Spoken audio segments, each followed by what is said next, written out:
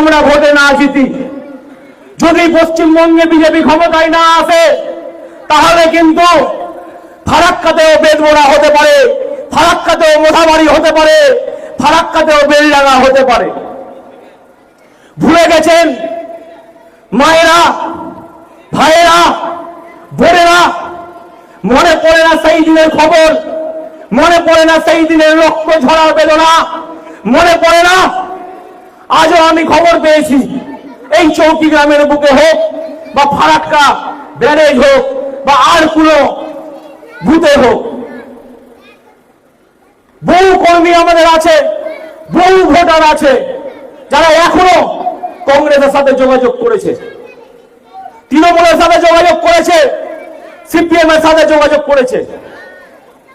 কাকে ভোট দেবেন? কোন তৃণমূল? যে তৃণমূল নামের কথা শুনে সালা বলে গাল নেই।